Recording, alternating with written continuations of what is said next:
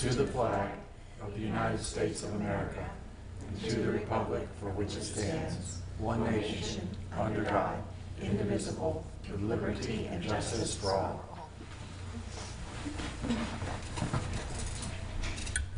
Clerk, roll call. Member Thompson? Here. Vice Chair Kurzman? Here. Member Looney? Here. Member Rothenberger? Here. Chair Stevens? Here. We have a quorum. Okay. Next, we'll go to approval of the agenda. Does anyone have any amendments to the agenda? Dan? No, I do not have any. No? I do. Okay. I have several. First, I'll just start with the things that I want to clarify. For instance, for the items for discussion, events on the beach, I want to make sure that that includes discussing specific events such as the Country Thunder, the mothball event, and then even the processes that we hear about events before they happen. So that whole discussion about events. And then for the sign discussion, signs on the beach, I want to make sure that that really, I don't want to find out that I was too far out of the edges. I want to discuss, the poles, the rebar, the rights, the ordinance, the various discussions about the signs. For public beach access points, item C, it says beach access point signage. So I would want to maybe clarify or maybe remove the word signage, because I have a number of things that relate to public beach access points, including signage. Then for additions to the agenda, so that's really the only, except for clarification, I wanted to remove the word signage from the C, public beach. Then for actual items to discuss, I'd like to add beach ordinance next steps, and follow up on the discussion we had last time with dune fencing or turtle fencing, or where we're going to go with that discussion. And then on page 5 of our minutes, it says the attorney will incorporate the beach revenue discussion with staff. So I'd like to make an item to discuss beach revenue, which would be to follow up on that. But also I've got some new information about beach revenue, but not from the standpoint of necessarily raising money only, but as a way to help, help manage the beach itself, because it's a sword or a shield. And at the last meeting, we discussed, Member Thompson had discussed keeping us informed. So I want to talk about how the beach stewardship gets informed about events. What's our channel? When do we get involved? And our charter. I also want to understand for a beach maintenance ride-along, how do we get to do that? Say that one again. Beach maintenance ride-along? I'm sorry, yeah, I read in the minutes that Chairman Stevens went on a beach maintenance ride-along. Ride-along, okay. I'd just like to hear about how you get to do that, and what that involves. I can make it easy, you just ask. Okay. Reach out to Camden and schedule it. And I don't know if we need to have a big discussion about it, but yeah, it would just be. We'll make you sign a disclaimer. Hold harmless. And then how we get things on the agenda, because we had a process. We were going to be asked ahead of time for what topics, like a week or two ahead of time, and I was actually preparing mine. And then the announcement came out like 8 days before the meeting. Yet, for city commission, you get like 3 days. So I was just, and we had nothing to read really, so it wasn't like we needed time to see it. So I just want to talk about the process for getting topics on the agenda. That's it for me. so on A, B, and C, and kind of goes into your last, I proactively emailed Brian Yeah, I was about to. 2 weeks before the meeting, and that's how A, B, and C Yeah. got on, I because just it missed it came by from day. me. Yep. I was proactive. Signage is a specific item, so I don't want to remove signage. You mean B? No, C. Oh, so this. Okay. You asked to remove the Okay. word signage. All right, then do it separately. If you Well, want you to, could say beach public access points, including signage. that's fine. Yeah. I think that was what was offered But I originally. had a very specific Okay. thing. Yeah, sure.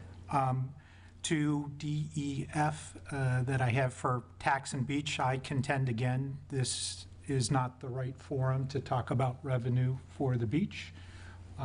That's not in our purview. I do agree that it's an interesting topic, and I would encourage you to reach out. I would encourage anybody interested in that to reach out to the Finance Committee. But that's, I would say that's not appropriate. Let's for you. discuss that. Let's discuss that, because that wasn't what I was saying about it. It's saying it's a sword to help address other issues. I agree with John, it's not, this isn't where that should take place. Oh, which John? Yeah, but I'm not discussing the mechanism. I'm discussing the method of people claiming they have ownership rights and they can put signs in the dirt and the beach and they can do all these things on the beach and they're not even paying taxes. That's representation without taxation. Would that not be That's what I included wanna in the cover. signs in the beach conversation? It's not just about signs. It's about chair. People are using chairs as signs in other parts of the beach now. You've increased signs on the beach to include posts and other things already. So I just, again, the way you framed it, tax and revenue and those types of things should be at the Finance Committee, where they would then make recommendations to the commission. Not us, that's me. Yeah, I think we can, we Agreed. can vote on. Yeah, I think we should just talk about it briefly and then we'll understand. I would, if I was to make the first motion, I would make it as amended except for that subject, but that's me. But I would open it up to any other comments before I ask for a motion. John, do you feel like it's more like a customary use beach? Yeah, it's basically talking about the way I found documents that help explain riparian rights in the state and other things that relate. And the riparian rights actually say that if you, from the days of Spain, own the land under the water, you actually do have control, but you would pay taxes on it. So what I'm contending is, if you would have to pay tax on the land under the water because you act like it's yours, you certainly would have to pay for the pay tax on the land under the sand, under the dry sand. So it's a discussion not about taxation itself, but the way that we're treating these areas inconsistently with the tax formula of today. That's not to raise taxes, it's to recognize the issue. And our charter is also to make recommendations regarding protecting the public beach. And one of the ways you protect is factly financially. So if you're not paying if you're paying a BTR of $20 for all of your chairs, when the actual BTR doesn't say per chair or per property, those kind of issues are the carrot or the stick for how many chairs are going to cover our public beach. So it's part of that discussion. But I'm giving it away while I'm trying to discuss it here. And the point is not to discuss it now, it's to discuss it when we get to the agenda item. If you're afraid to hear what I have to say, you can defer it. I'm confused. It will clarify later. Clearly confused. Sorry. I think what you're trying to get to is who has rights to the property. Is that what you're? The taxation, I don't know that we have that. taxation and revenue is part of the discussion for how you protect a piece of property. If the taxes are a certain rate, somebody may be more hesitant to say, this is mine. If they have a liability, they're more hesitant to say, this is mine. So it's just a discussion about some things I learned in the state statutes that I think people should hear. It's not getting into the Finance Committee's recommendation, but in fact, we were told in the last meeting that the attorney would be discussing some of the things about taxation regarding the beach, and I want to hear the input back on what happened as well. So I'm going to ask for, does anybody have a motion on the agenda? I'll make a motion to include the items that I mentioned, or if we have to strike anything, at the end of the meeting, like we do in the city commission, each commissioner or each representative just talks a little bit about things that are of importance in their area. Do I have a second on that?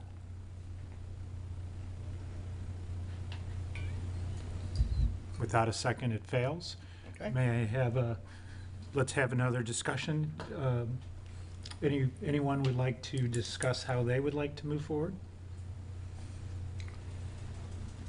Oh, I did forget one other thing. Excuse me, sir. Okay. I've opened it up, the floor to others. Oh, I didn't know it was exclusive of me. I'm trying to Okay. give others an opportunity as you've been given yours. I think the agenda as it stands is fine. The only thing I would add is just a short discussion in regards to the procedures, policies for clearing out the beach prior to a storm coming in. The next meeting we have is going to be, what's it, August?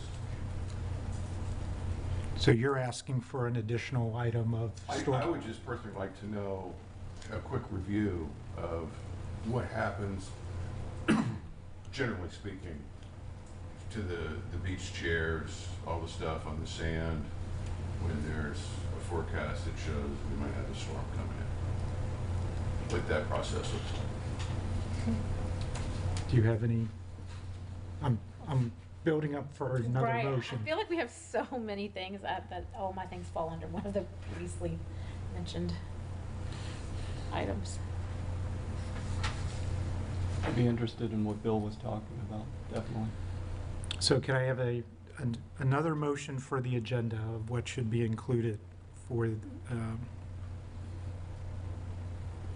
the conversation? I mean, when I should talk. I'd make a motion that we add item for discussion, item D, discussion regarding beach equipment clearing and evacuation prior to a storm. So A, B, C, D, yours, that would be, Yes, sir. do I have a second? I'll second that. Roll call. No discussion? Member Thompson? Would like a discussion? Sure. Yeah. Open it up. I mean, because originally I included other items and there was a concern about taxation.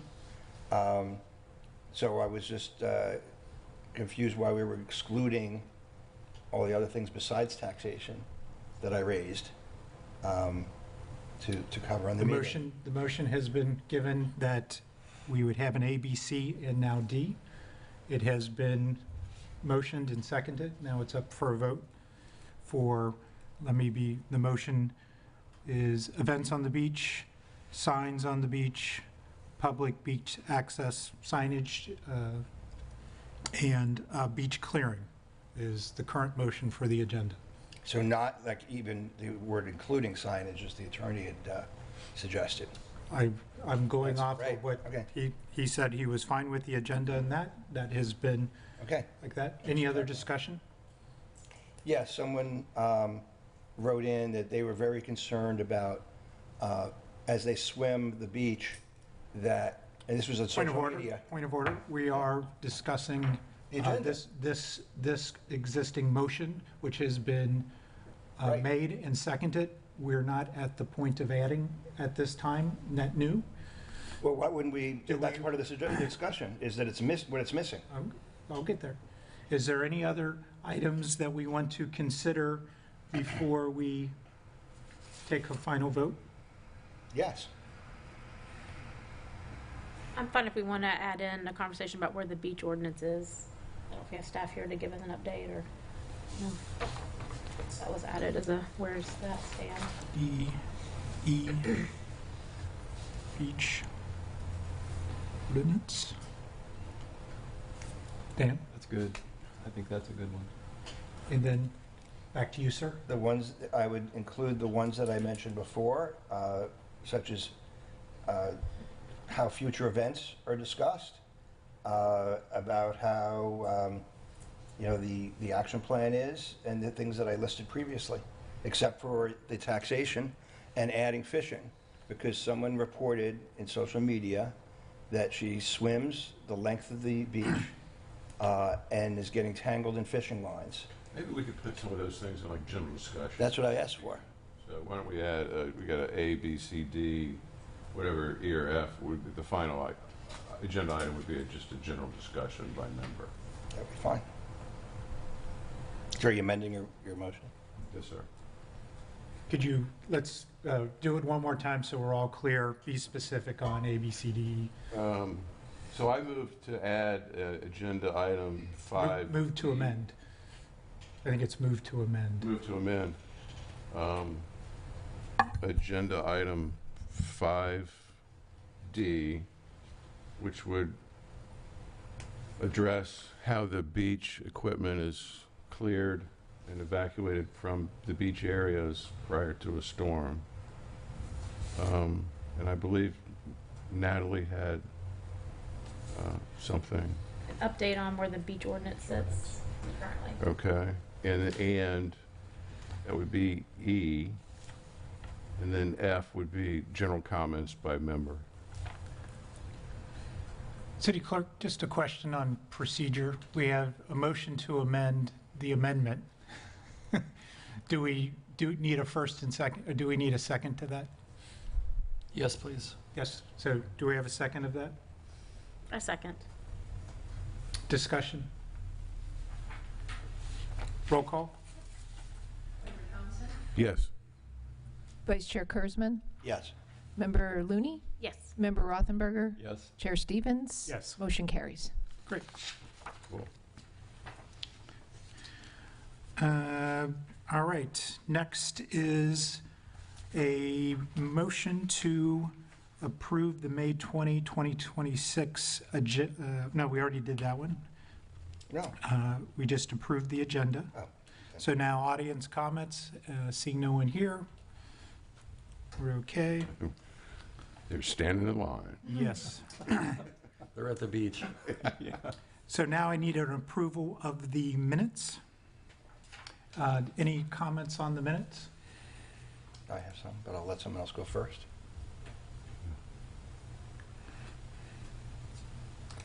Okay, page 4, it mentioned the clerk forwarded us a recent article and information about the beach and part of the meeting, and it's in part of the meeting record. I don't recall receiving that, so I don't know whether it's an issue with the, and I don't remember the comment. So I don't know if it's an issue with the minutes or just I forgot something that was so many months ago. But Where was that in the, on page 4, I see 4, I'm just, on page 4, it mentioned that there was something in the. Sometimes we get a printout of the meeting when we come here, but I didn't get this today. But I think I did print it. Here, page 4, Florida, on item 5A, the decision in an accompanying article were previously forwarded to the clerk for distribution to the committee and are part of the meeting record. 5A. So I just wasn't clear. I don't remember if it was, I don't remember the statement, and I also don't remember, I know I've read these articles, but I don't remember the clerk actually forwarding it. So I just want to make sure that there's clarity on that. So every time you send us an email for this board, the clerk forwards it to all the members, and it's in the record? So, for instance, in the last 60 days or whatever, we haven't had any such communications, because I haven't received anything. I can't say off the top of my head. And I just didn't remember getting that one. There was the case study of Walton Beach, Fort Walton, so that one was sent to us. Okay, that's And there was a secondary document, I think, that was, sent separately. I feel like there were two different yeah, I remember, that related to customary use. One was, I think, the actual statute, maybe a statute, Okay. and then, I don't know, there were two different All right, documents. so I just, if people are comfortable, that's fine. So then my next one would be in E, fencing. It said that I thought that the current rope markings were often unclear, and I just want to clarify that I was saying, or intended to say, that at times there aren't even any ropes marking the dunes. So it wasn't just that I thought that ropes were insufficient. I felt that the lack of any marking was insufficient, and it needed to have ropes, or I recommended slats, like in other parts of the country. So I thought I just want to clarify that I didn't just say ropes aren't good enough, because a lot of time we don't have ropes. So change it to lack of markings? Yes. Okay. That would be good. And slats as a potential alternative to ropes. any other modifications to the agenda, the minutes?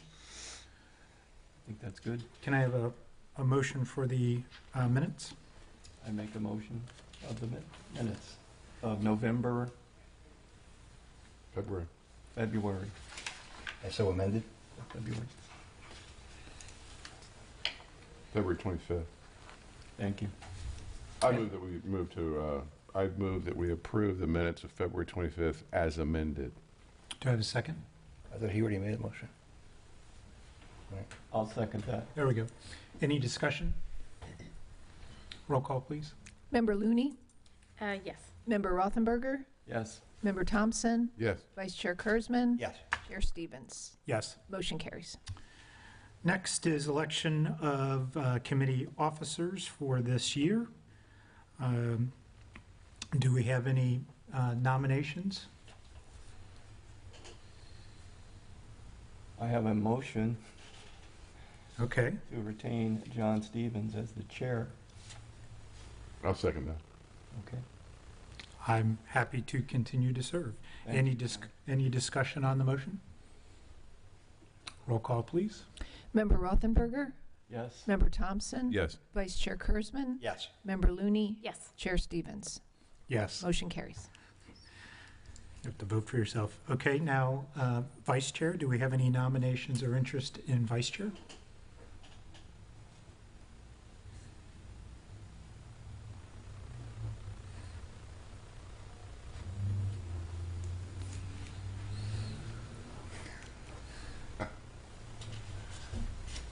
Not, well, We've got to rotate it.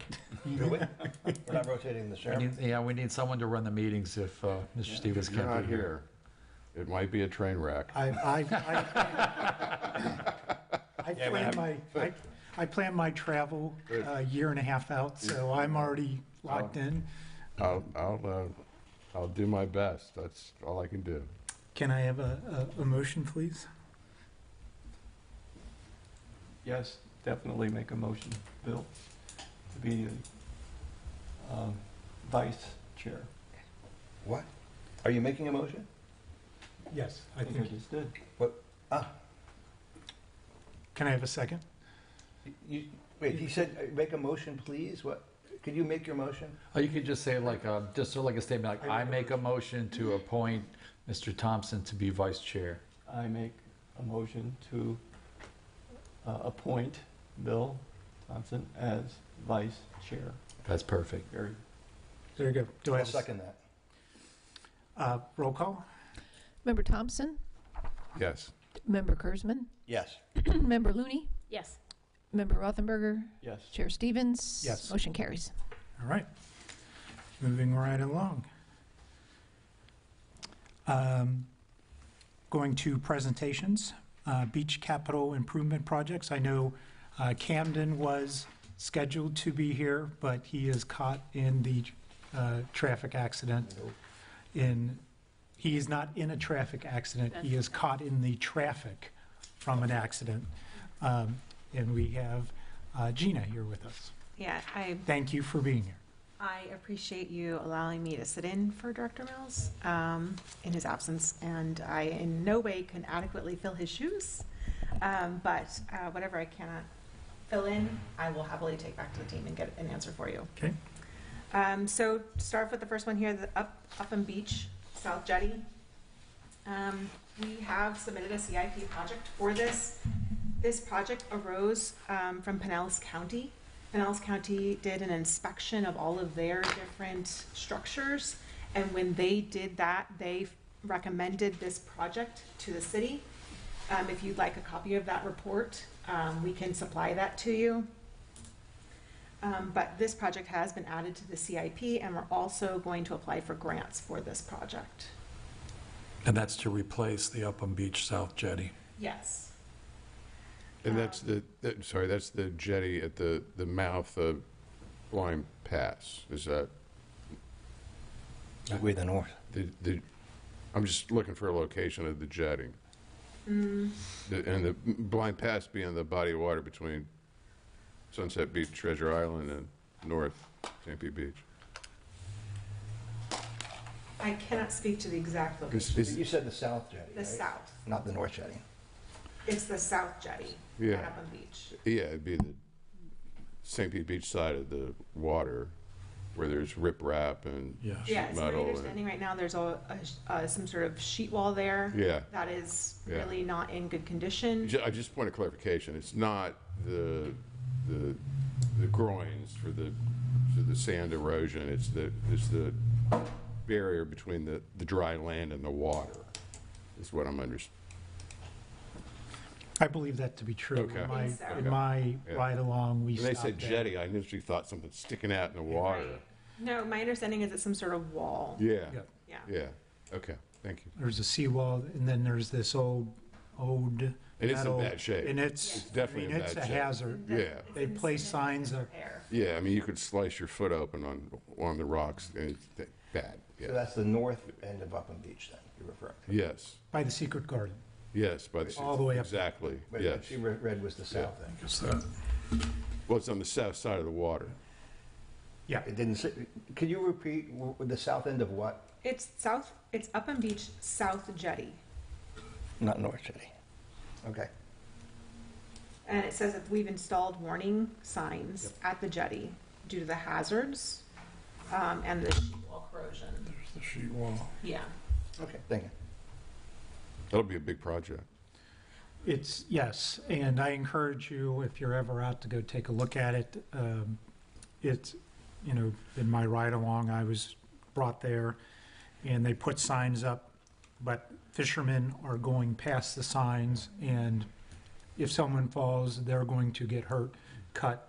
Right. It looks like blades of Right. cut or rusted steel all over the place. It's a bad Is place. this near where that drainage pipe is that runs from the big building and is eroding the beach, or that's, No. because I thought that was the south. Go to the secret garden North? and keep going north Okay. until you hit the South Bay, and you'll see the wall Until there, you hit all the rusted metal. and you'll see I rusted know, I've been there. rocks. I didn't notice it. but You can see it on Google Earth, the show, the corrugated steel wall. It's in bad shape. It is, and that's what the report came out and said, and I think we all knew that anyways, but. You didn't need a report, it's bad. Right, and I think that's true. I think the team knew that it needed to be addressed, and the report just kind of solidified that. So, Great. if you'd like a copy of that report, we're happy to supply that. Please. I would like that.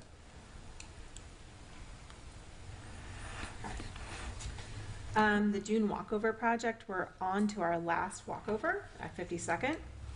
We're expecting that it'll be done in the next few weeks. Everything has been done following FDEP's guidance, and so we're coming along on that. And as mentioned earlier, there was a beach ride-along that Chairman Stevens went on. So I'm sure that if that's requested, I'm sure that can be accommodated.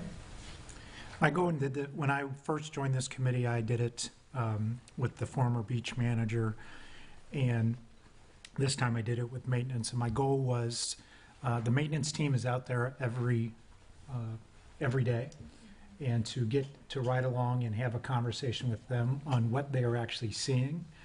I'm actually doing this with the I did it with the Pinellas County Police or Sheriff's Office when I first joined. I'm doing it again.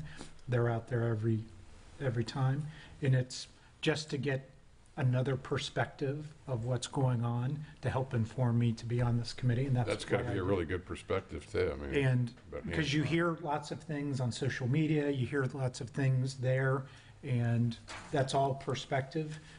I just wanted another one, so I refreshed and did another one. And I encourage anyone that has the time to do it, because you'll learn a few things. But all I did was send a request through, it was Camden's office, and it was scheduled. cool. So I don't have anything further on that. Okay, that's beach activity report. Any Sure. I'm not sure what's typically covered with this. I can't imagine you want me to read everything to you. But just for a few highlights, I know that there was a request to have the future events. There's quite a few of the Volleyball Association, Open Swim, the Mind Travel, silent concerts. talking about the sheriff's office report, I know there was a request to have a little bit more detail about understanding where the different offenses are happening. You can certainly see when spring break hits. So I'm happy to answer any other questions you have about this, or if there's any other items you request for it in the future, I'd be happy to make sure those are included. Yes. I'd like to add to that. Thank you for asking. One of the things that we've talked about is being informed about things happening. When I go back even to the prior report and the report before that, Country Thunder, for instance, was never mentioned. Now, the application came in November to the city. So that we never heard about it even in our February meeting, I think was something that we would want to recognize as the kind of thing that we do want to hear about, that we do want to hear about not just what's been approved, but frankly, what's been applied for, I think is a more important criteria. If I may, that was in the intention of events on the beach. When I added to, I couldn't agree more. The Country Thunder was kind of the motivator for this, and we can talk about that as well when we get to that part of the agenda. It's all the thunder. Yeah. I mean, this is called Beach Activity Report 2026 Quarter 1. It's not. I really don't care as much about Quarter 1. So the May 20th one says Quarter 1. This is, Camden's document. But I really think we ought to be talking about quarter that we're in, or, things that are pending. Not just the history. Okay. Any other questions for Beach Activity Report? I have a comment. I don't know if this is accurate. I know going back to Country Thunder, I feel like what John is saying is we would like to know if a permit has triggered a DEP permit. So if something is being planned where they're having to get a permit from environmental protection, I think that's where we are the most concerned. So knowing that something's been applied for so that we can have a special meeting if we need to, something like that, where we can kind of throw in some thoughts, ideas, concerns. I think that would be important. Is that correct to say? Like if DEP is triggered, That would be one of the mechanisms. I think that's a great addition. But to add clarity, that would be a great criteria. But they know if they get an application for Country Thunder over 10,000 people, maybe the beach committee might want to hear about it. I couldn't agree, and I fully agree. I think that gets us right on to A. Well, we're not to jump, but yeah. I couldn't agree more. Yeah. Everything we're all saying, and that, in my mind, talking about events in the beach broadly, we'll get into criterias. But back to Beach Activity Report, anything else on the report? Okay. If I can add. Yes, please. Chairman. So for my clarity, what you're looking for is the future special events to also include something that when they're applied for, when it's perhaps a permit is pulled from the city or from FDEP, perhaps both, that is the kind of information you would like added in the future special events.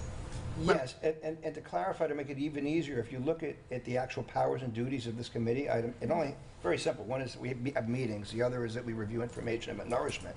And C is the committee shall evaluate information relating to the preservation and maintenance of the public beaches in St. Pete Beach and make recommendations to the City Commission regarding these matters.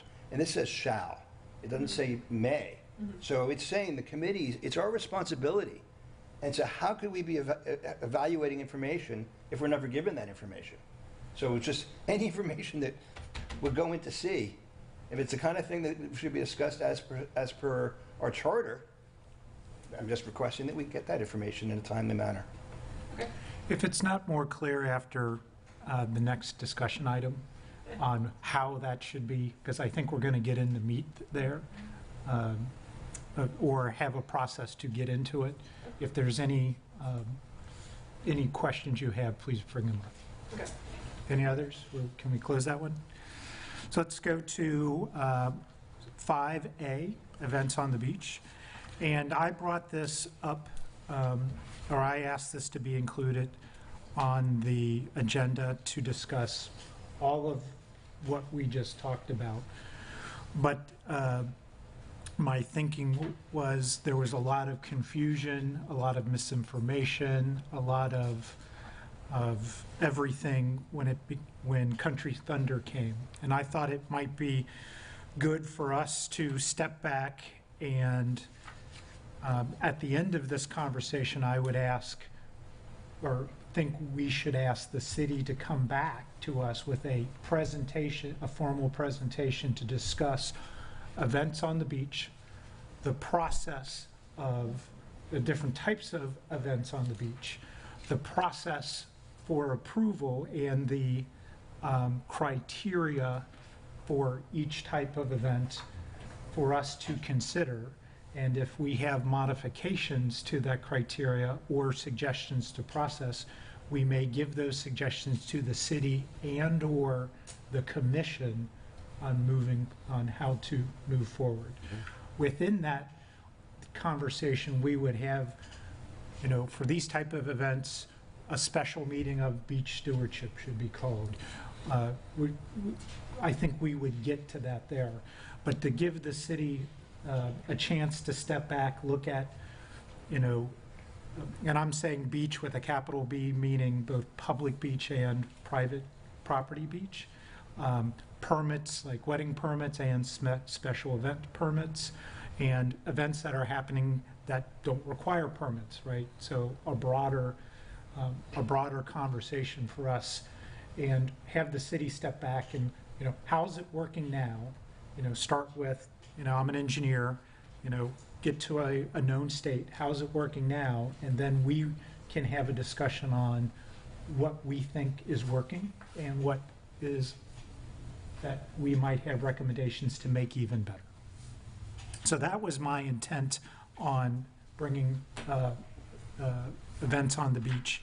And my ultimate goal was to, as a committee, we would request to staff to come back and work, be it the next meeting or a special meeting. I would leave it up to staff on how they would want to choose to do this, is to come back and let us have a really good working meeting with that. So that's I just wanted Great to kick idea. that off. Yeah, that makes a lot of sense. I'd be curious, obviously the city commission is the one that has the strength in any decision, and we're an advisory committee in effect. I'd be curious to hear what people thought about some of these events, but it's not the real agenda right now. We have a lot of time, maybe later. I wonder if we would have recommended, for instance, Country Thunder, or we have been fighting against it. I spoke on the record with my own personal opinion at city commission meetings, but I think it's important to figure out what the proper flow might have been. Obviously, the Country Thunder topic raised a lot of interest. It created a lot of discussion. Whatever we can do to prevent that from happening again, I think is a good thing. Mm-hmm. The discussion? I think, an understanding of the process, who hears what, when it's decided, who has the say and who doesn't. Right. Those at a high level, those kinds of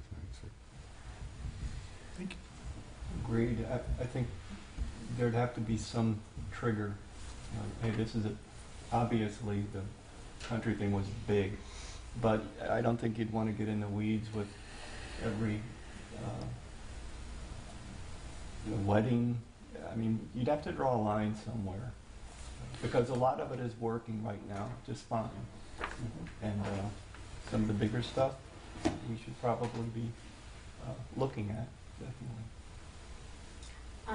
I think for me, I'm often worried there's so much happening on the beach. I'm often worried that things happen and maybe they haven't gone through the right steps. I think it was last week, one of the hotels had set up for a special event, and they had rope and posts set out on the beach, past the coastal construction. It was perpendicular to the water, so it was coming out towards the water. And I'm looking at it thinking, surely everything's been, how long is this going to be there? I didn't know anything about it until I saw it. It was out for a few days, so I emailed staff and got a response back that it was a special event and they should be removed. I think they're supposed to be there for like 2 or 3 days. And they did come down. It was probably maybe 3 or 4 days before they were gone. But I think things like that, I immediately am like, oh, have they been approved for this? What is this impact? How long is this going to be here? Because we are in turtle season. So I hate to always think that, maybe this wasn't approved or maybe someone didn't ask. But, everything had, apparently, it was well known that this event was happening, but we didn't know. So, I don't know. I think I just get a little bit kind of like, how long is this going to be there kind of a situation. But it's things like that. It's interesting. Are you finished? Yeah. FLDEP guidelines for CCCL, you're not allowed putting up a rope and post fence during turtle season. So, I mean, that's... You are or not? You are not.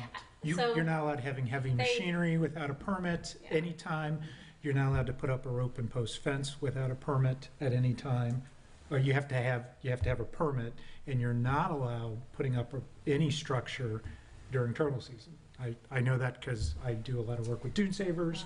Yeah. So that's where They did follow the rope and post guidelines of 7 feet, and the rope was up. 3 feet. So I was like, okay, they're actually following the turtle guidelines, but then I missed the piece about that. Regardless, it shouldn't be there anyway. But yeah. But there were also a million other things on the beach that were much more turtle unfriendly than the rope and post, actually. So that's the concern I have. So In the same vein, excuse me, moving from the past to the future, right?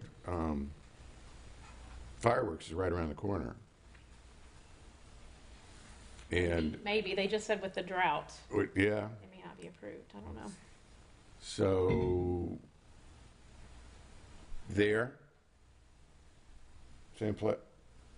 And then personal fireworks on the beach. are not allowed. Last year, we had signage on the Causeway Bridge.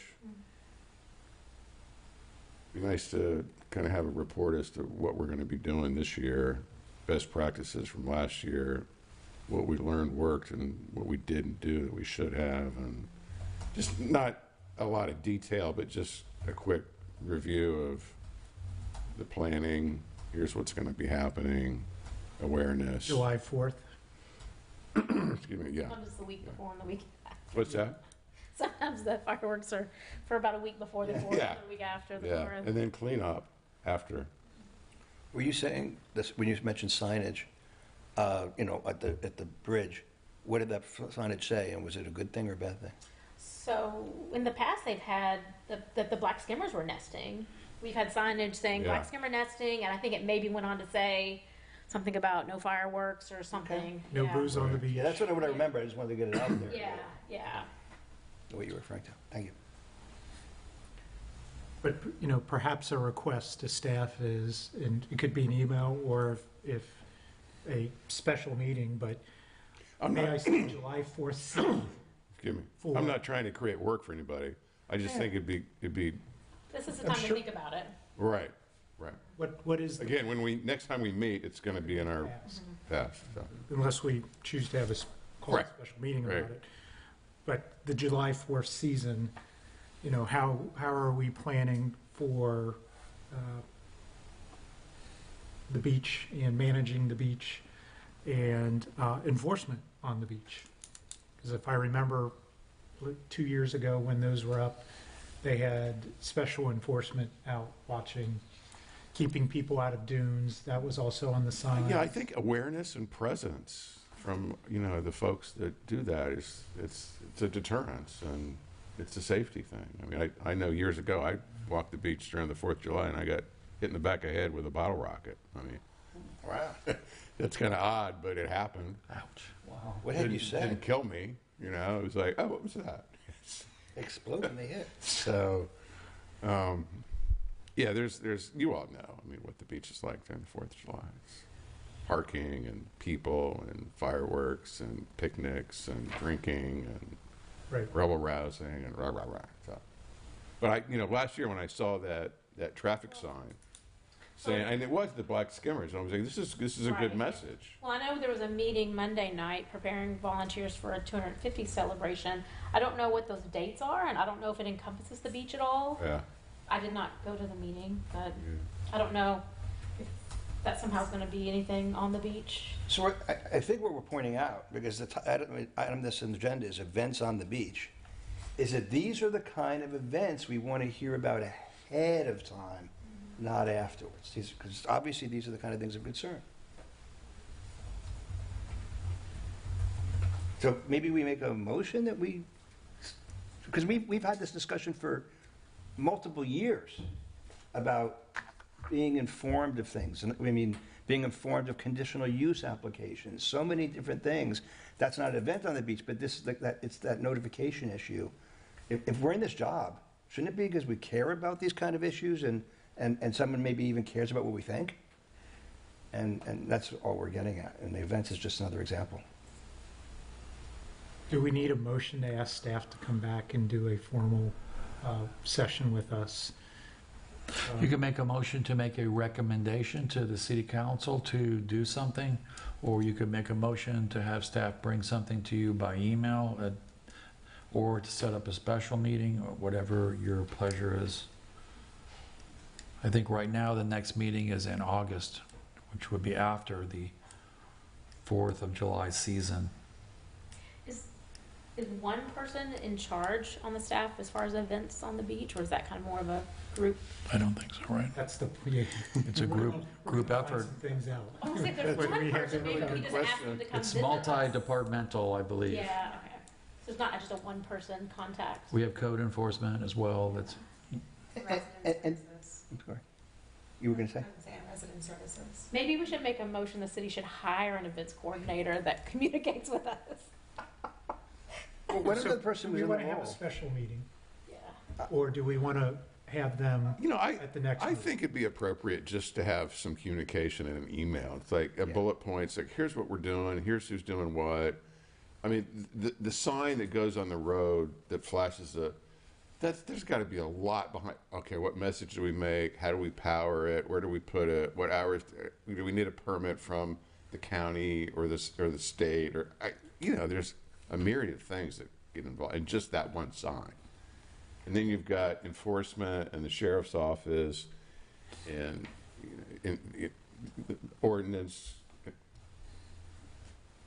I might bifurcate, right? So we have the events on the beach conversation, but then we have 4th of July season, which you could call an event, but July we 4th. Right. have interest. It's kind of like spring break. Yeah. Staff knows it's coming, Right. and they know what they did last year, so they're going to do it again. May I suggest we do a motion that they communicate to us via email their planning for the July 4th season and how they manage the known and unknown activities coming. So moved. And if we don't, and if anyone sees that and is not satisfied, you can communicate through the clerk and ask for a special meeting that we would get together and dig into that. So I'm just thinking out loud. Would you? If I that's can- your motion, I'll second I that. can make that motion. Yeah, and I'll So I'll second that. repeat it. So I'll make a motion that we request staff to email us or communicate with us their plans for the July 4th season and how they plan to, and their proactive planning and procedures to manage the activities on the beach. I'll second that motion. Any discussion? I like it. I like it, but I wonder if we should only limit it to events and not the other things that we've been trying to get the city to communicate to us about. Maybe it's a separate motion, so. I was like going to what you said. include that into events, Okay. All right. as I bifurcated. Okay, fine. That's As a good. bifurcated motion, it's very clear. Thank you. Yeah, but just to be clear, when they send you stuff, don't reply to all. You can't talk or discuss by email, and that could be later. Sometimes they BCC us. then- But if you get information and you want then you can act on that individually, but don't reply to all discussions. So I think, any other discussion? Roll call, please. Vice Chair, Member Kurzman, Yes. Member Looney, Yes. Member Rothenberger, Yes. Vice Chair Thompson, Yes. Chair Stevens. Yes. Motion carries. So back, When were the elections official? Are they official today? So now I'm no longer vice chair? You were clarifying? Yep, you're no longer vice chair, Got it. but you're still on the committee. I was waiting for my We're going to double your pay for your service. Yes. So let's go back to events, the other side of this, events on the beach, the broader conversation that I highlighted before this. Is it okay for us to wait to the next meeting to have them come and discuss the broader topic? Yeah, absolutely. Or I don't know if we Will we need miss a, out on the next 3 months of events on the beach? I'm looking at Yeah. If it's communicated to us and someone is concerned, I guess you have to let the clerk know that you want a special meeting, because it takes 3 to have a special meeting, and we can't communicate directly among ourselves. So I guess if someone wanted to have a special meeting because there's something urgent, they could communicate to Ginny and then let the ball roll from there. I don't know if we need a motion for asking them to come back next. No. Okay?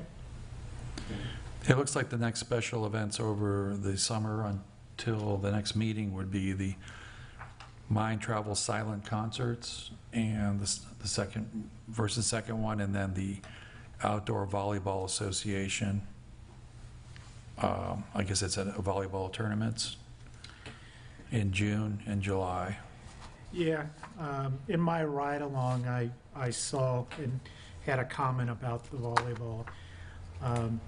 Before storm, we actually had them move the volleyball courts seaward, and because we did a planting at the dunes, they've seemed to migrate it landward a bit.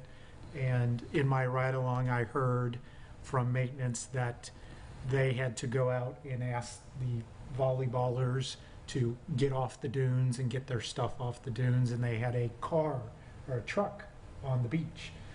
So I would say, in terms of events on the beach, I would bring into when a volleyball gets a permit, they need to commit to staying off the dunes, and if there's some recourse of enforcement that if they continue to break that rule, they permit pulled and they're not allowed having volleyball anymore. But that I was going to wait for the next. I would just ask maybe staff talk to the volleyball team. It's time to move they just re-nourish the beach, so there's plenty of sand there. Move the courts seaward and stay off the dunes, and you're being watched, and if it continues, you might not get, permit to continue your activities there.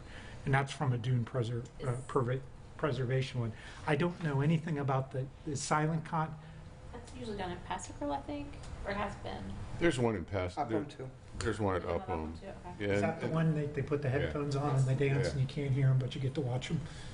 I've never seen it, but That's exactly what it is. Is the volleyball, are they at Upham for volleyball events? Yeah. Yes. Yeah, okay. there's some volleyball courts down by Krabby Bill's, and I don't know I think if, Bon Air has one too. and some of those courts are actually on public property, so if you look at that, so I don't know if those are Krabby Bill's that are on public property, but,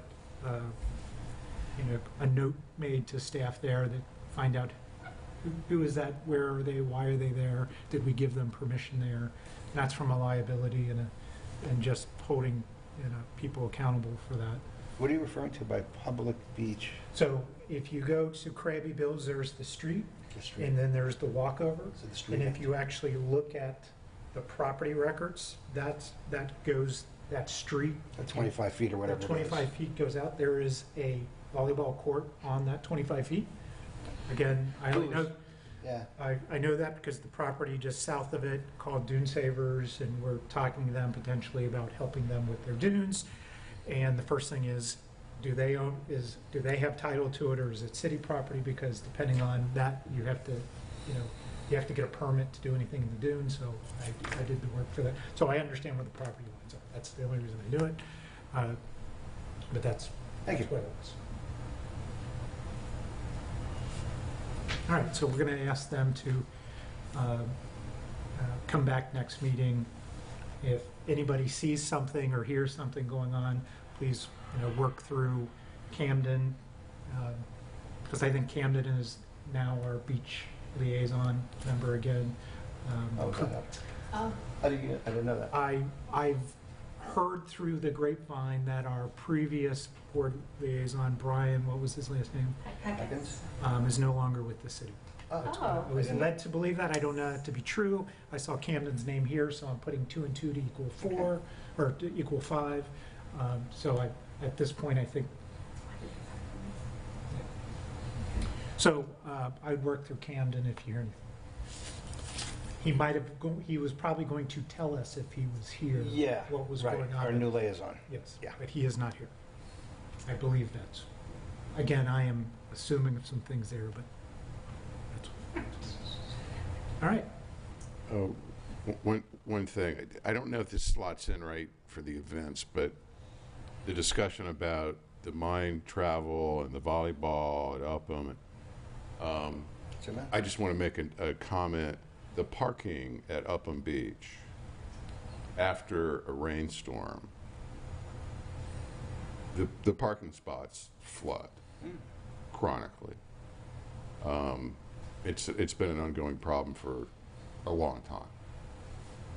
And it'd be nice to know if Public Works has that on their radar, maybe clearing the drains. I know they did some work at a spillway at the south walkover between Silver Sands and Upham.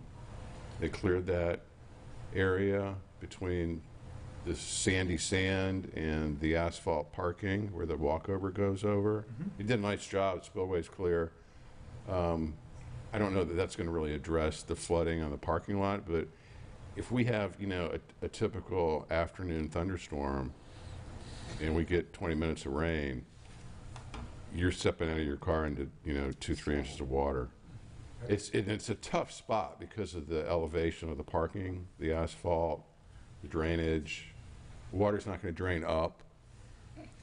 So, and I think that was one of the things that probably created, to some degree, the thought about, reworking, redesigning that entire Upham Beach Plaza area, because there were plans for additional parking, and it might have been encroaching on a county line or construction line, or that's been tabled. But the point being, that parking lot floods. So, Well, I think that's an access issue access. to the beach. If you don't have a place to park. Yeah, and when we have when the Mine Screen folks come out, the parking lot is jammed. And the same with the volleyball. There is it's no parking, which is good. It's revenue. But it's bad for the folks that park there. Who's getting revenue? So, For paid parking. Oh, the parking, Yeah. okay. so the point being, if we could just have some insight into maybe if there's any plan to, remedy that, or can you put a Band-Aid on it? Well, the city of I don't know. The So- city is right now, Brandon's having, a camera going through every storm drain in the city. So, if it hasn't already happened, they're going to be aware of any clogs, certainly. And if there is no clog and it's a bigger engineering effort, it's really good that you flag this. Be nice to know which. Yeah. That's all. Just have Camden get back to us. Sure, yeah, and you're correct, there is a stormwater cleaning project that is ongoing right now, where they are looking at every single outfall and every single stormwater pipe and cleaning whatever needs to be cleaned and assessing everything.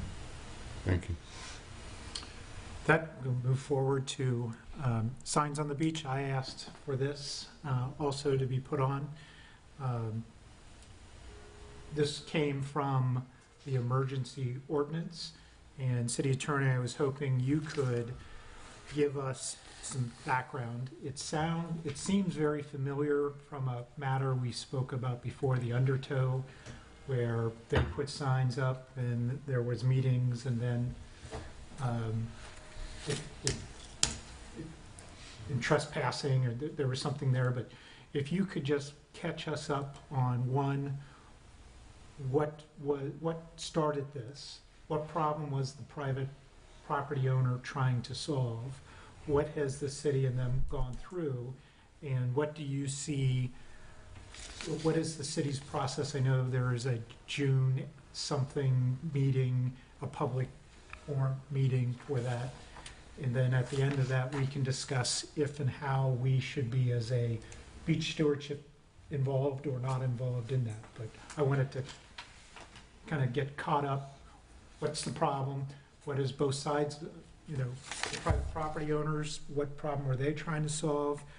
I think I understand what the city's trying to solve in terms of public safety, and then we can go from there. And it's good for us to talk about. It's gotten a lot of media attention. It did. And related to that, I mean, we're already at the point where there's going to be a meeting on June 3rd. We need to understand, can we attend? Or I don't think we can speak, because and if there's multiple of us, so I'd like to understand, can we attend? Obviously, I want to be able to listen, but I might have some information to share, and I thought that this meeting might be a time to share it so we don't get in trouble at the meeting. And yet, it's already this far, and no one has sent even a single email to the Beach Stewardship Committee alerting them to any of this. So unless you're following the media and going to city commission meetings, nobody's even said, hey, beach stewards, this might be in your ballpark. We'd like to have you maybe provide some input. That's the piece that goes back to that very first discussion. What are we here for if we're not even asked for the things like that? You can go to the community workshop. It'll be a publicly noticed, advertised workshop. It's on June 3rd at 6 p.m. in the same room. And at the bottom of the agenda notice, it will say, one or more elected or appointed officials may be in attendance. So that clears you for the Sunshine Law. So you can all be here together. Each of you can speak at the workshop. It's a listening, two-way session. So we'll be hearing from the public, as well as you guys can speak as individuals, and then hopefully something will get back around to you. We had to do an emergency ordinance. Before we can go to any public meeting and speak as long as we say I'm speaking on each time I come up and speak, I need to qualify I am speaking on my own personally and not as my role as a beach steward. That's correct. And then things that you do as the Beach Stewardship Committee are done by resolution or recommendation, and we take votes, and then that gets transmitted to the City Commission either through agenda items or minutes. So anytime in public, and you're free to express your individual. Gave me this, when I got re-put up, I asked for the training again. I went through the training of Sunshine Law, and I encourage you, if you haven't looked at it, she does a great job, and now there's a video. But so we had an incident occur where one of the local hotels put a rebar into the wet sand area, apparently trying to mark where they thought the location of the mean high water line was based on a survey. And these rebars were just sticking out of the sand and were dangerous. We have beachgoers that play frisbee, that run in that shallow water. Children play in that area. And then in the evening, there's no lights, and that rebar could be a hazard in the evening for strollers past dark that could walk into it or hurt themselves on it. And the steel rebar can get rusty, so you could have tetanus issues, things like that. So it was an emergency to make sure that these were not allowed. It was a kind of a gap, a loophole, if you will, in our current code and the DEP rules. So we had an emergency ordinance that would prohibit them. Rebar and posts and poles, especially the ones of concern, were the ones that were being placed in the water or at the water line. So the emergency ordinance was heard. After that was adopted, it's my understanding currently there are no more rebars or posts or poles in that area. So they were voluntarily or removed during that 7-day grace period or shortly thereafter, and they're not currently an issue.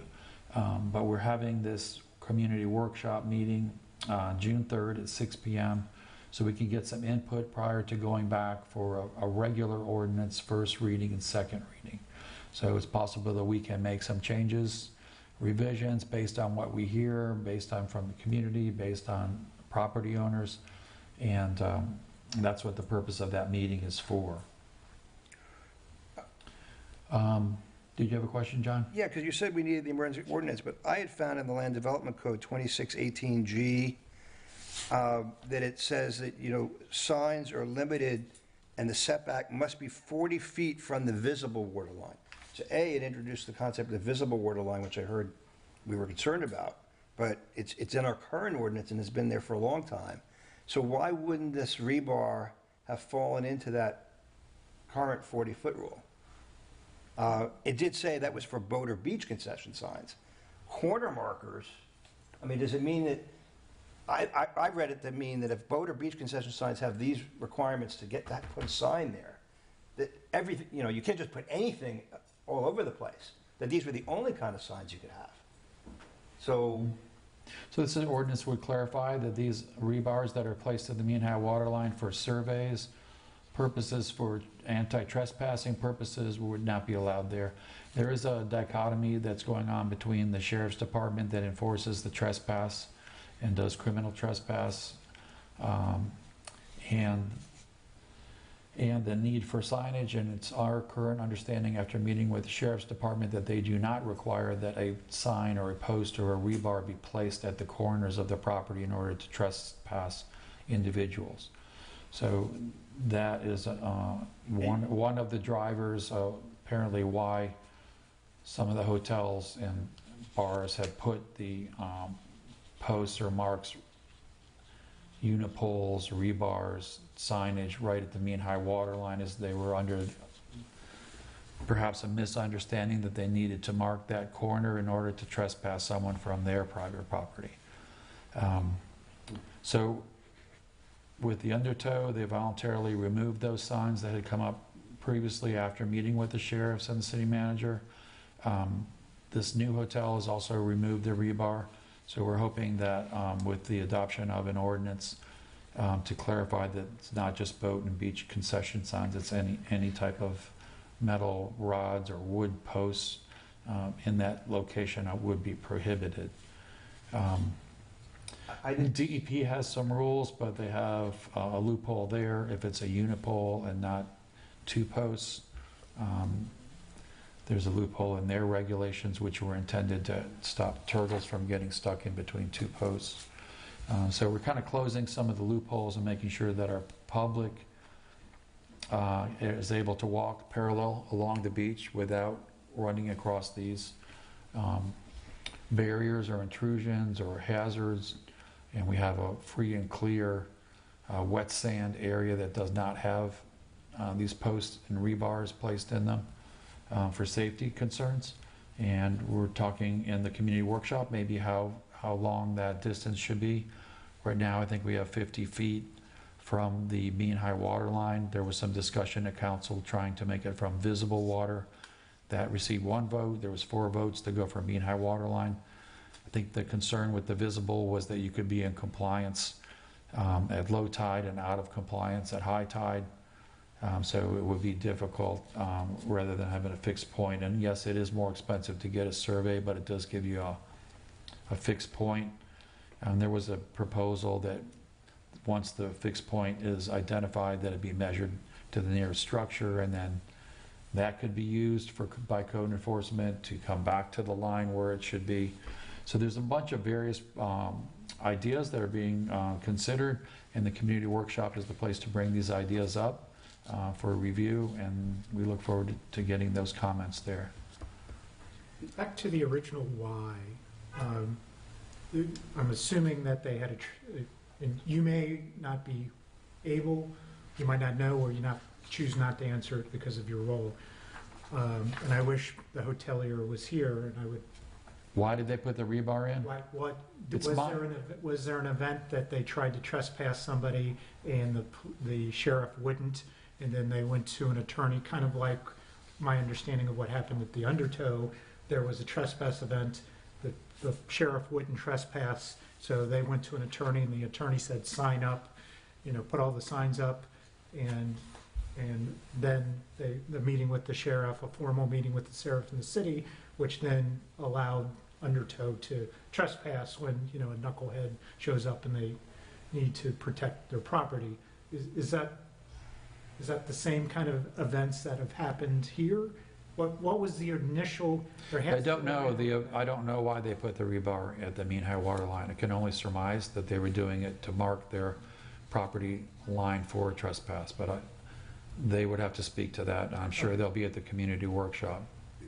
The other thought here, if you're marking a line, you're trying to keep people out, or you're trying to keep people in. If you're trying to keep them out, you don't want them trespassing in it. You don't want them coming into your party. If they're drinking on the beach, you don't want them straying outside your private property. And I've seen those signs, the post and rope, like you can drink within these boundaries. So it might be a bit of each. I don't know. It'd just be interesting to hear the motive. Yeah. Why all of a sudden, boom, these things show up. One would assume that they had an incident and they couldn't get help Right. from the police, like the Undertow. Again, At the Undertow, they alleged that people brought coolers and tents and set up in front of their area and were drinking on the beach, and it was outside their allowed drinking area, and they were not patrons or customers of Undertow, and they had concerns that they would be cited for allowing drinking outside their area. The sheriff By said that. establishing the border that created the issue. If they didn't have the border, then they wouldn't be having. So the alcohol zones have a section in the code where they're delineated and marked, and that's something that's coming up in our beach ordinance, a review of how alcohol zones are created and posted and noticed and enforced. So that's part of the E that's coming up on the agenda. You'll hear that when the beach ordinance comes through the next steps. So yeah, you have a bit of a dichotomy. The sheriffs have said they are using a reasonable discretion perspective. They will ask people if they are disruptive, or if they're camped out with tents in a place where it's private property and they have coolers. They will ask them, where did you come from? Are you from the hotel next door? You need to move back to your area if you're going to be doing this. So they're using a reasonable standard that takes into account also customary use doctrine, where if a particular use and a particular beach has been going on since time immemorial and it's ancient and customary, then that can continue. But typically those are people walking along the beach or beach going parallel, and typically doesn't include the more modern things like setting up the sun tents and camping on private property during the day, or abuse of or drinking of alcohol in violation of city ordinances. So these things all interact together, and the sheriff is uniquely situated to be able to analyze what's happening and issue warnings and try to gain compliance. One of the other problems is not having, the level of enforcement. The number of enforcers on the beach is limited, and we have quite a number of people that come to the beach. So trying to make sure that all the rules are abided by during all times is difficult. So we have had reports of people walking into the dunes, things like that. And some of these dunes, are private property, and people are going in there and going to the bathroom, things like that. So clear violations. And so we have also a section now in the code that we've adopted for code enforcement citations. So instead of having to put a notice of violation on the property owner, the condo association, they can give us a ticket, a citation to the person that's actually has a dog off a leash, or a dog on the beach, or is in the dunes, or is littering. These kinds of things can be addressed with citations to the individual for behavior violations, as opposed to a property owner who's violating a code provision. I've waited to give some of my comments on this, and I've spent a lot of time thinking of it, and I've spoken at public meetings about this. First off, you said something about private property, and I do think that we have a case throughout the beach of various properties trying to, quote, stake their claim.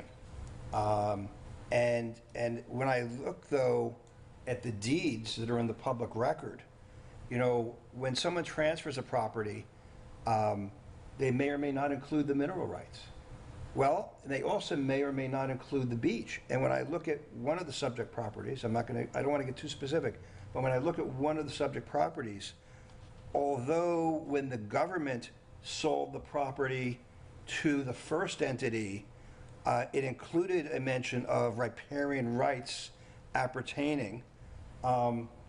I then went to the statute, though, in Florida that defines what riparian rights are, because unlike other places, they include littoral rights in the riparian rights. But there's some issues there, and significantly, the subsequent deeds from the very first owner to the very first hotelier to then 3 more generations or multiple generations, the riparian rights were not mentioned, nor was a mean high water line mentioned. It was specifically just a lot where a beach was shown separately. So I view that when someone then starts putting things in the high water line, you first need to step back and go, well, wait a second, why are you even talking about the high water line? You only own up to the dune line. So I think we have to really, it's sort of like if there was a sign that says you only can murder people with knives. I don't want to just talk about where the sign is. I want to talk about why are they doing the sign and everything about it. And I have some information I want to share with you privately afterwards on one of the properties. And then if you look at the sign ordinance. Point Go of ahead. question. Yeah. Point of question. You're bringing up some things that would have, as we think about ordinances and how to manage, you're bringing up lot by lot, case by case, because you brought up one, which the one right next to it could in their title say to Absolutely. the waters of that. So I just don't know how feasible it is to do an ordinance that you would do it one by one, other than, hey, do you own to the water or not? And if you don't, if you do, you have some rights, and if you don't, then that's public property, that's city property. It has to be judged at the time or ahead of time. But to do an ordinance across, we need to, if it's private property, which means if they own to the mean high water line, then that's one. If they don't own it, then that's city property or public property. So And I think the arguments we're having, or not arguments, sorry, I retract that. The discussion we are having is they contend that it's private property and they have rights. So it's not really a question of sign. It's a question of ownership. It's the staking of claim process, and the sign is the first element of it because they've tried to trespass people, and when that worked or didn't. Next they go, and we're going to try to put a sign, and they're going to test the waters that way. As I likened it, it was like Jurassic Park. They just keep testing the defenses. And back to my point, I see it differently. The sign is, they can only put a sign if it's their property. They can only put a post if it's their property. I can't go to your yard and put. I can't even put a sign on my property without a permit. So that's even a bigger question. Stop it. But to the point, it gets back into the sign ordinance. I would assume the sign ordinance assumes that you own the property. Sign ordinance applies everywhere, regardless of ownership right, but you have to own the property to put a sign on it. So, though I agree with everything you said, that some titles and don't, I don't know if it's relevant. and each property along this beach is different. Yeah. like John's point out. And as I said, so I think it's relevant to. So the ownership requires a case-by-case analysis and a title search and a title opinion. Yes. So we're trying not to get into the weeds, if you will, on individual properties, and the ordinance just says That's we have to rely on can't customer use. have it, yeah. So customer use was that. So you interrupted me to ask a question. Thank you. Thank you for the Thank point you. of question. And so, continuing, when, we have the big question that came up from some of the attorneys was they didn't like mention of mean high water line. So I think that for our sign ordinance, we ought to be considering, similar to our current ordinance, that refers to the visible line, or maybe even the visible, I would change it to say visible high water line. That way it doesn't change throughout the day. But you see the weeds washing up.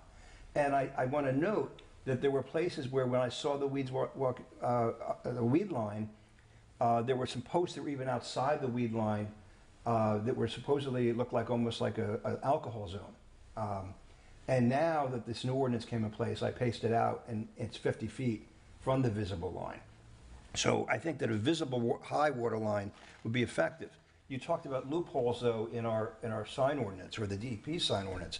One of the ones that I flagged is that our master, one of our key documents says that the preservation zone is to the water, and yet our map of the preservation zone has the preservation zone stopping at the dune line. So there's an inconsistency between our map and our definition of the preservation zone.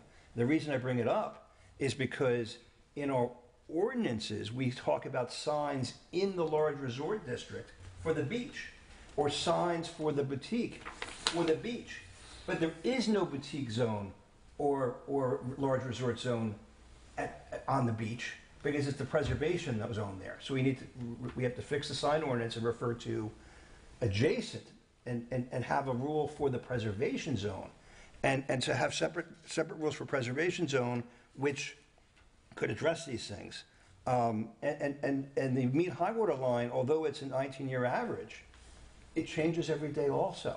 So it's not like one can just say, oh, well, we're going to get a survey and we're going to put a stake in the ground. Because you know what? Tomorrow it could be 5 years after that big storm, and it could have changed. So the other loophole is flagpoles. We need to, I'd hate to see somebody put a flagpole on the endpoints of each of their property. And I guess what that sign's going to, that flag could be any flag. And the other question would be, I know it's talking about signs, but they seem to be using these almost as fences. So the fence ordinance, I think, comes into play. If you can't stop it from a sign perspective, you can stop it from a fence perspective. You can't put a fence here. I mean, because they actually put in cones. Making a fence with cones, and we've always put a stop to that. But every once in a while, they try it again. And in the Fort Walton area, they're making fences with chairs. So they come in and they put their private chairs out, and a wall of chairs, nobody in them. So again, that's what we need to be protecting against with the sign ordinance, because it's really, you're using those chairs to be a sign. And then lastly on a sign, one of the techniques may be, if you're not paying property tax, you can't put signs on that part of the property. People are only paying property tax to the dune line, and you don't get representation without taxation. So, we don't like taxation without representation. I don't think we like representation without taxation either. Why would you put a sign where you're on a part of your property or part of a property that you're not even paying taxes on? And I'll talk to you privately from a legal perspective afterwards if we could. I have sent some emails to you as the attorney. Just as an aside, it still appears that the city attorney mailbox may be going to the old law firm, but it's only the... No, it goes to all of us. It goes to Becky, Nancy, and myself. No, I'm referring to, that's the issue. For instance, on our bid specs, we say... Ginny will give you the current email address. I know what it is, but what I'm telling you is that we have bid specs and other documents that say city attorney at St. Pete Beach, but the address for you is attorney at St. Pete Beach. And I've sent to both of them, and yet neither of them seem to be getting to you. So we'll have the clerk. We'll check that out after, I'm John. worried that someone else is reading some of these attorney documents, I should just say. Just a point of order. We'll get together and Yes. confirm. Well, what time's the meeting over? 10:30. I never heard that before. I thought we're scheduled from 9 to 10:30. I've never seen an end date. That's I how never I heard. always assumed it to be. No, I never heard that. But on that, we can, That was the issues that I had, yeah. okay. And again, we're going to have that workshop. It's on June 3rd at 6 PM in the same room. Can I speak on Sons of the Beach quickly? Yep. So I will not be here on June 3rd, but I'll be listening. I have a lot of the same concerns that John has as far as signs on the beach. I do feel like the signs are a symptom of something else, kind of what you were getting to. Why are they up? I think we've had so many things happen. We've had mothballs on the beach and a huge thing scheduled during turtle season on the beach. I feel like this meeting we're going to have, the public forum, I really hope that the property owners along the beach are present, because I think we all really need to hear what their worries are, their concerns are, and how we can all find a place. Because my concerns are always, how does this impact the wildlife? How does this impact the birds? How does it impact the turtles? Because right now, like John Kuzman said, there are properties that are completely covered with cones and chairs and umbrellas, and there's no way, I don't know what they look like after dark, but I know some of them probably aren't completely emptied. So I think that's a big issue. When I asked the city staff about what are our guidelines as far as pushing back, it's really only if there is a turtle nest are they required to remove all those large cabanas off the beach. And so my question is the birds aren't going to nest on a part of the beach that's covered in chairs. They're also not going to nest, if you don't have chairs, you're going to put mothballs out. If you don't have mothballs, you're going to put a large inflatable slide out. So, what are we doing on the beach, and how do we make this uniform to all, like the tiny properties versus the large properties? I think it needs to be a uniform. Yep, since you mentioned the mothballs, I did want to let people know that there's a $1,000 reward for information about the mothballs. 2,200. It's gone up now, 2,200, and there's a $10,000 per violation per mothball fine that's potential from the federal government.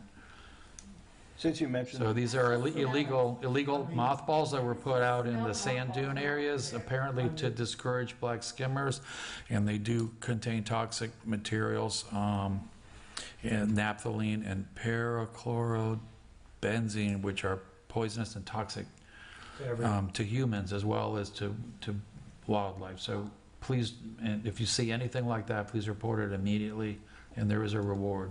So back to the chairs and all that, I believe the third part of the beach ordinance, that is the third one, that is coming, but we have to wait because we can't make anything more restrictive. If I remember how Brandon was talking about it, he split it up into There's three. 3 sections, yeah. In the third section, we'll get into those chairs. I was led to believe that would be addressed in that third section, which I don't know when that is coming, but we wanted to get the first two, and that's why it was split up.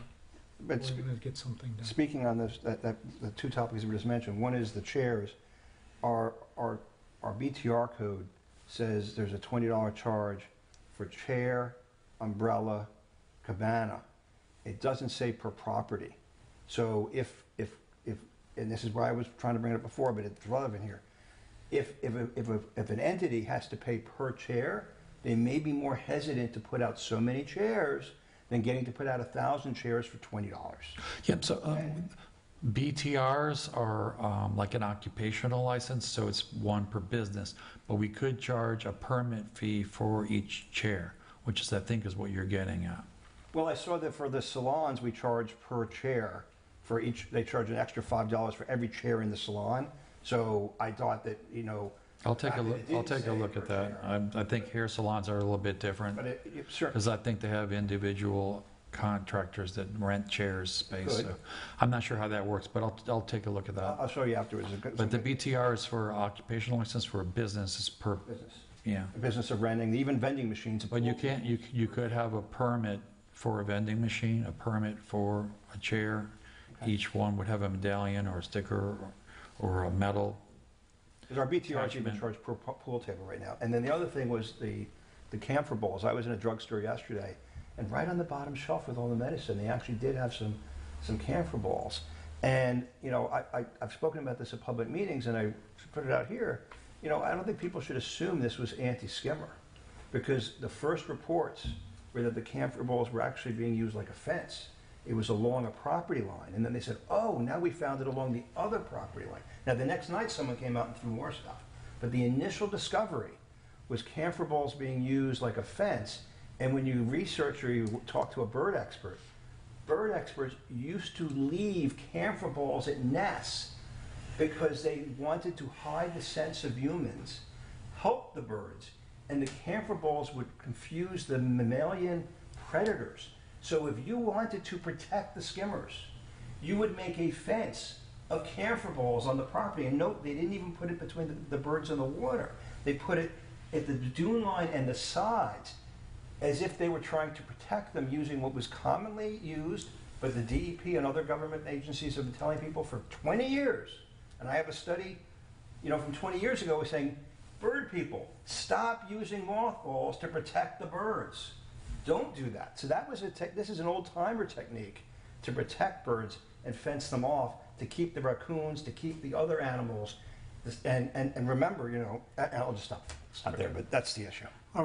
I think we're ready to go to the number C, which is public beach access point signage. And I brought that up, and I've actually talked to Camden about this. And it was to take a look and standardize the signage both on the east side of the public access and the west side. If you go down to Pass-A-Grille, there's actually signs at each, after the hurricane it's at, but there was showing public access and the street number. And it actually, by doing that on both sides, and you know, perhaps even looking at the effectiveness on the east side sign. But the goal of this is to, one, make it clear to beachgoers where there is public access. And two, if you're on the beach and there is an emergency, being able to see, there's my closest beach access in the street number when I'm calling for emergency services. Here is the closest public access. Right. And that was the idea. You might also consider at each public, you know, is to put a totter, trash, so when people are leaving, they have a place to put trash. But the goal there is to, one, make it more obvious on where there is access, public access. Two, to make it obvious if there's an emergency, where to send emergency. It's kind of like on the highway mile markers. And three, if you could add totters, make it easier for people to do the right thing and throw away their trash when they're leaving. So that was why I put that there. I've already talked to Camden, but if you could bring that up, and I don't know if anybody else has any comments on that. So what you're getting at is you're saying there should be signs on the beach to let people know where to exit just as well where they are. With the street, with the With the reference. number, We yeah. used to have them, are they not there now? Down on You Pass-A-Grille. used- There okay. was a project, Yeah. then it stopped. Okay, because you used to be able to walk along, I could look up and say, oh, I'm at 14th, or Yeah, wherever down I on am. that part. Yeah, okay. Because it's actually public beach from 1st Street all the way up to 31st Street. Yeah. That's all public beach. Yeah. And there are public access points, but they started that project, but they never continued it. Okay. My recommendation is continue that all the way up, all the way north-south of the island, so people know where the access is. So just as a mean high water line means that everything outward of the mean high water line is owned by the state and public, does not imply that everything inside is necessarily private. Similarly, I just want to make sure that people don't think that because there is a public access sign at a certain location, that lack of a public access sign at another location does not mean it's not public. Because that's something we really still have to address. We're supposed to be protecting the public beach. And there's a statute that says if there was access in 1987, it must remain or a suitable alternative provided. And I have now the deed, for instance, for 58th Avenue that shows, and the state and the county maps that show that in 1987 it was a public access, and yet it's been removed. And so there's a number of these where people believe that there was public access next to PCI, and a number of other locations that are now inconsistent. So we need to be able to, by saying that we're going to put up signs where there is public access, I would want to make sure it's clear that it's not all public access, but just some of them may have them. I would say as we go through that, we would mark each public access. I would be careful about going down the prescriptive easement path unless it's a true prescriptive easement. The city has had, before I lived here, was it Chmielowski versus the St. Pete Beach, where that happened and the city lost and there was great financial consequences. So I don't know if we want to go into the, hey, but just because they're here, you might be able to go anywhere else.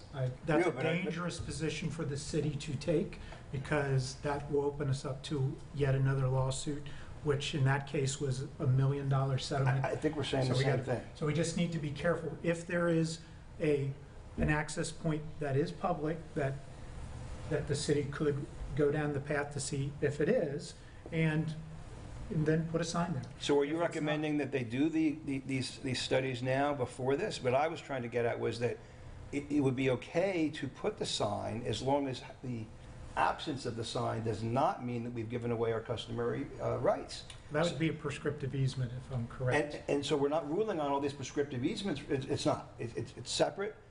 But prescriptive easement is a separate issue from customary use.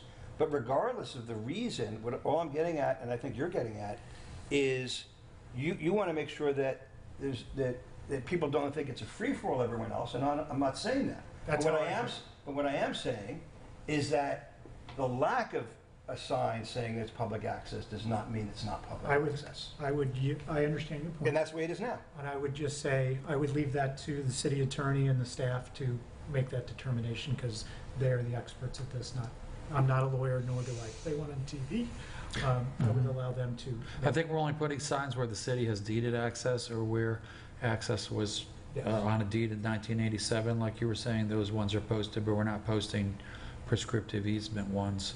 Those can be done. So then the city will do the research about 1987 when they do this project? If you have one that you want to show me, what happens when hotel projects or redevelopment projects come forward, title search is done. When there is a deeded access of 1987 and they want to build on that, they have to provide an alternative access. So they work with Brandon and that team to identify where that will go. That's happened in a couple locations already. Yeah, and not all. So again, if you have examples, please bring it to the city. It shouldn't be up to me. I don't play this on TV either. So yeah, we review all the surveys for every development that comes in, and we check for that. And we do that on a case-by-case basis as the developments come in. So again, if we're going to put signs on public access ways, I'm just saying that we need to clarify, we are not certifying that by doing that, we have made the decision that there are no other public access ways in the city. That's my concern. That's correct, and we don't need a sign to say that. I'm not sure we would put a sign to say that. But if we're saying that we're putting them everywhere, right. And I'm saying, no, we can't say we're putting them everywhere. We may just select certain ones and map certain ones, but that's not in any way saying that the rest are not. That's correct. Thank you. Okay. What was the next? Clearing beach. We had the beach ordinance next steps. Unfortunately, Brandon is still in the technical review committee that started at 10 o'clock, but he is preparing those ordinances to go forward. Any idea of timing? I don't know. I'm looking at the emails, and I don't think it's been identified yet. I think he's still working on it. And when one says forward, I think I got a sense from the city commission meeting that they were also going to schedule, and they don't like to call them workshops, call it a town hall, to let just like we're talking about the emergency sign ordinance, talk about some of these things, because there's so many things being touched. So I think that's the next step. Is not a first reading, but a discussion. City Clerk, could you have Brandon email us what the planned steps are for the beach ordinance? Sure. Did we skip over the hurricane preparedness when a storm? Theory. It's added. Well, I don't know what order they were, but I think that beach clean. So Okay. That might be a maintenance, or could you have the Public Works, unless you have the answer now?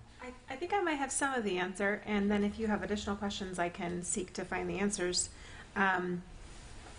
So my understanding is that for when a hurricane is coming, and we know a hurricane is coming, we have our team go out and pick up the trash cans, pick up the traffic barrels, those types of things.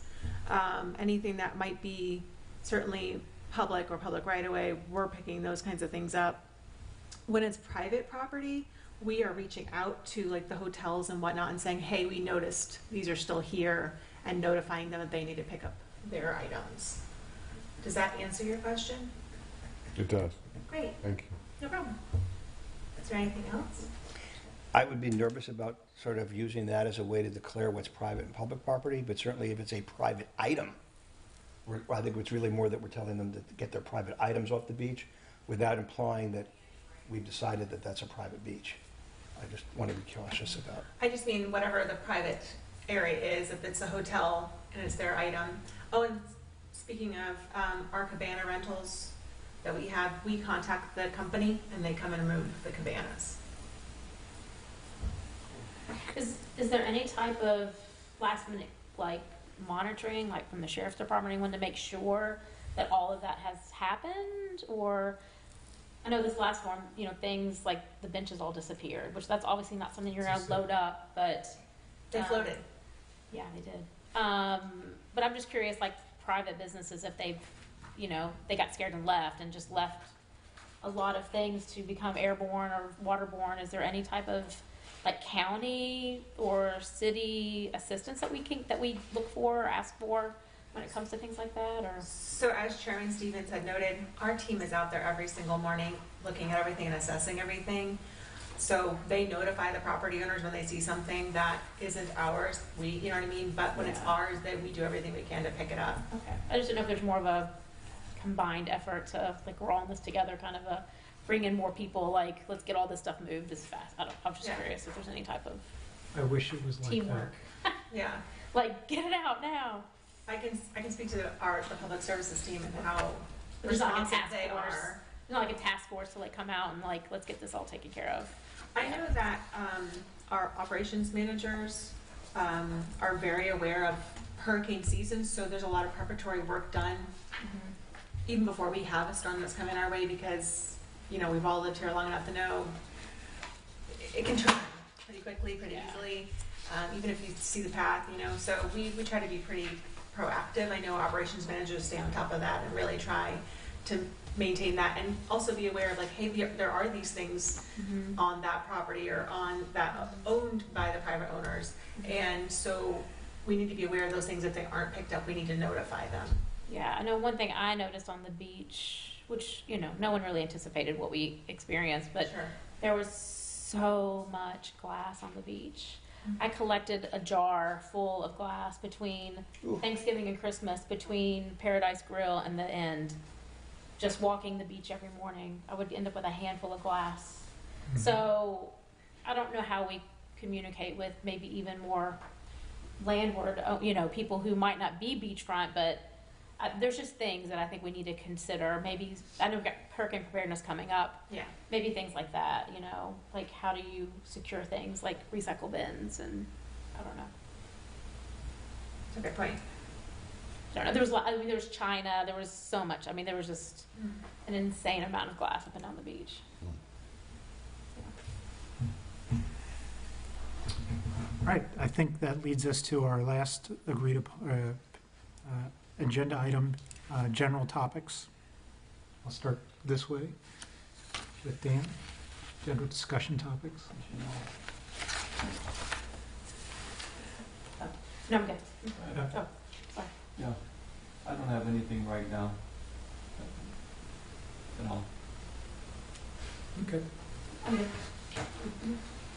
Member Kurzman? Yes, thank you. In our February 25th meeting, there was an item D, beach access points. And in the minutes, it says Attorney Brooks suggested compiling a list of specific access point addresses as the next step, so staff can verify their legal status with the city. And it also said, to support this effort, staff will assist with contacting a former city planner who may have historical maps and planning records and who may clarify how access points were originally established.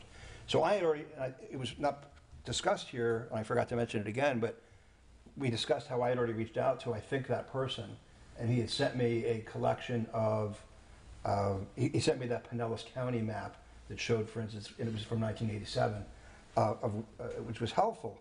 But now, what is the next step? And is the city staff doing any research in this area, or, you know, how do we move forward on that? So that would be one of my general issues. I'm working with Kendon. I'll bring that back in the next meeting. Okay, thank you, and I have some input for you.